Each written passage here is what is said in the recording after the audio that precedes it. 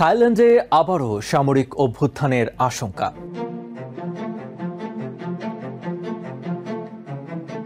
থাইল্যান্ডের প্রধানমন্ত্রী পায়াতংতান সিনাওয়াত্রা বরখাস্ত হওয়ার পর দেশটিতে আবারও সামরিক অভ্যুত্থানের শঙ্কা তৈরি হয়েছে।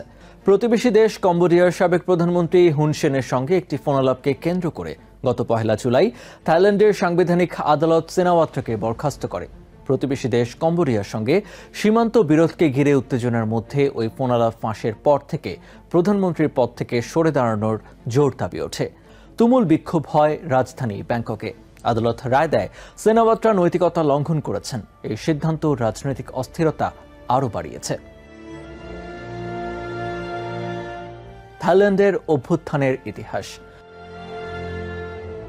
1932 সালে নিরঙ্কুশ রাজতন্ত্রের পতনের পর থেকে থাইল্যান্ডে 13টি সফল সামরিক অভ্যুত্থান হয়েছে এবং বেশ কয়েকটি ব্যর্থ প্রচেষ্টা হয়েছে। সবশেষ 2014 সালে সেনাবাহিনী তৎকালীন প্রধানমন্ত্রী ইংলাক সিনাওয়াত্রার সরকারকে উৎখাত করে। পায়াতংতান সিনাওয়াত্রা হলেন ইংলাকের ভাতিজি এবং সাবেক প্রধানমন্ত্রী থাকসিন সিনাওয়াত্রার মেয়ে। 2006 ও 2014 সালের এই দুই অভ্যুত্থানে সিনাওয়াত্রা পরিবারই ক্ষমতা হারিয়েছিল। এবার কি অভ্যুত্থান হতে পারে?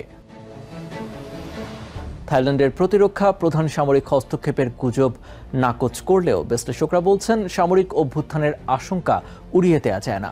নর্থ ক্যারোলাইনা ইউনিভার্সিটির এমিরেটার্স অধ্যাপক কেভিন হিউ ইসেনের মতে থাইল্যান্ডের সামরিক বাহিনী ইতোমধ্যেই বর্তমান সরকারকে অস্থিতিশীল করতে ভূমিকা রাখছে। পায়াতংতান সিনাওয়াত্রা নিজেও হুন সেনকে বলেছিলেন সেনাবাহিনীর একাংশ তার সরকারের বিরোধী। থাইল্যান্ডের চুলালংকর্ণ ইউনিভার্সিটির রাষ্ট্রবিজ্ঞান ও আন্তর্জাতিক সম্পর্ক বিভাগের অধ্যাপক থিটিনান পংসুথিরাক বলেন, গত 20 বছরে থাইল্যান্ডে বারবার সামরিক বা বিচারিক হস্তক্ষেপ হয়েছে। রাস্তায় বিক্ষোভের মধ্য দিয়ে সরকার পরিবর্তনের এই চক্র এখনো চলছে।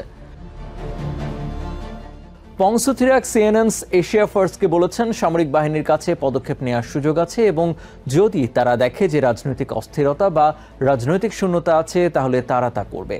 থাইল্যান্ডে এর ইতিহাস বিবেচনায় সামরিক অভ্যুত্থানকে এভাবে উড়িয়ে দেওয়া যায় না। এই বিশ্লেষক আরও উল্লেখ করেছে যে সাম্প্রতিক ঘটনাগুলোর সাথে 2006 এবং 2014 সালে থাইল্যান্ডে যা ঘটেছিল তার কিছু মিল রয়েছে।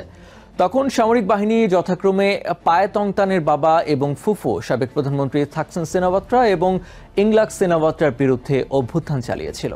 তবে 2014 সালের অভ্যুত্থানের পর অর্থনৈতিক মন্দা ও আন্তর্জাতিক সমালোচনার কারণে সেনাবাহিনী এবার সরাসরি হস্তক্ষেপে অনিচ্ছুক হতে পারে বলে মনে করছেন তিনি। বিক্ষোভ, রাজনৈতিক সংকট ও অর্থনৈতিক সমস্যা। প্রবীণ প্রতিবাদী নেতা এবং প্রকাশক মোগল সোন্থি লিমথংকুল 2006 সালে একটি অভ্যুত্থানের আহ্বান জানিয়েছিলেন। গত সপ্তাহান্তে পায়াতংতানের পদত্যাগের দাবিতে হাজার হাজার বিক্ষোভকারীর সাথে ব্যাংককের রাস্তায় নেমেছিলেন তিনি। সোন্থি শনিবার একটি বড় সমাবেশে জনতার উদ্দেশ্য করে বলেন, সামরিক বাহিনী কিছু করলে তিনি আপত্তি করবেন না। তবে ব্যাংকক ভিত্তিক রাজনৈতিক পরামর্শক জে হ্যারিম্যান মনে করেন সামরিক অভ্যুত্থানের সম্ভাবনা কম। এই রাজনৈতিক অস্থিরতা এমন সময় এসেছে যখন থাইল্যান্ডের অর্থনীতি ইতোমধ্যেই বেশ দুর্বল অবস্থায়।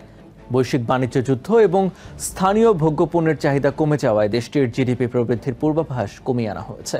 গত এপ্রিলে প্রেসিডেন্ট ডোনাল্ড ট্রাম্প থাই পণ্যের ওপর 36% শুল্ক আরোপ করায় রপ্তানি সংকট তীব্র হয়েছে। কেন্দ্রীয় ব্যাংক সুদ হার কমানো সত্ত্বেও অর্থনৈতিক সংকট কাটছে না। হ্যারিম্যান মনে করেন সেনাবাহিনী সম্ভবত পর্দার আড়ালে থেকে সংসদ ও আদালতের সিদ্ধান্তের অপেক্ষা করবে। কেবলমাত্র চরম সংকটকালীন পরিস্থিতিতেই তারা সরাসরি পদক্ষেপ নেবে।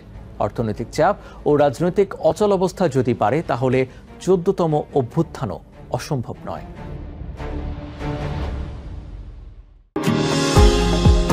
নিউ ইয়র্ক থেকে সম্প্রচারিত TVN 24 টেলিভিশন বিশ্বজুড়ে বাঙালির কণ্ঠস্বর।